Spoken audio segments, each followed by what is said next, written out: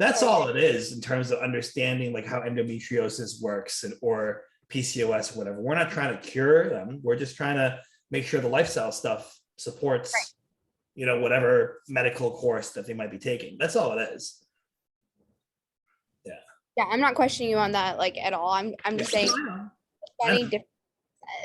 Yeah. It gets a little more murky when you have practitioners out there who can, prescribe or get TRT clinics to do peptides and all this stuff. And that's just like, that is going to blow up in people's faces, like in the next couple of years. Because you've got a lot of coaches now who are partnering with TRT clinics and they're just putting people on whatever. Like I just had another lady come in. Her testosterone levels, her female testosterone levels were 600 nanograms per deciliter. That's like male levels. That's like a high male level, like 700, like excellent guy. Yeah. Wow. A clinic put her on and she's having all these side effects. She doesn't know why. So yeah, again, it's hard to tell you what to do for a mock peak week because the prep itself will tell you what to do on peak week, because you need to know how they respond to refeeds, like how many carbs. You need to know how long it takes to deplete them. How much cardio does it take? How little carbs does it take? These things all matter into the calculations, I guess, into a peak week. I mean, there are some girls or some guys that I've prepped that we don't even do a peak week. We just diet into the show. Or there are some people who are ready at 4 weeks out and I reverse them. There is no peak week. It's just a reverse diet. Some people use diuretics. Other people don't. It all depends. So right. I didn't know if like a mock one would be set up any differently. Because in my mind, it would be peaking her the same way that I would want to peak her the week before show, just based on how her body responds, right? Then doing a slight reverse and then continuing the prep as we were going. No, because sometimes if you do a mock peak week, they need more dieting afterwards. So you wouldn't always reverse it. Okay.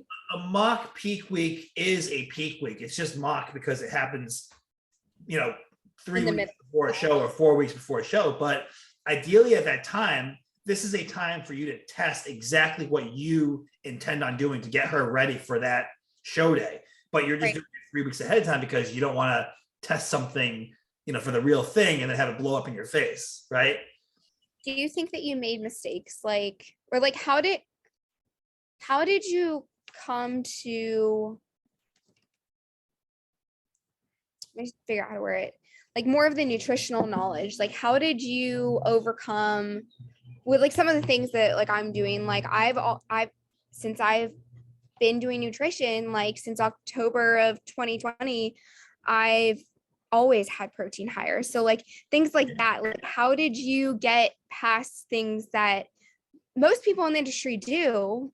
But then you've made the determination of, oh, well, like this isn't going to work.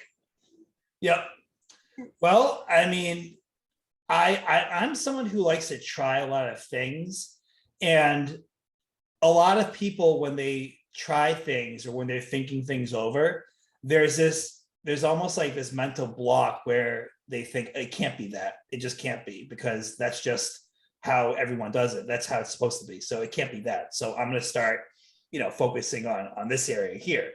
But in reality, it really is that, So you have to be someone who's willing to just experiment on your clients, for lack of a better term. You got to be able to experiment with them and drop someone's protein down to 100 grams a day and see what happens, or do a protein veggie, diet for 2 weeks and see what happens, to find these little tricks, because here's the thing, they're not always going to work. Sometimes they're going to backfire. Sometimes your client's not going to react well to it, but then you'll know. But then that you can go there, that there is a strategy that you can take that might work with someone else.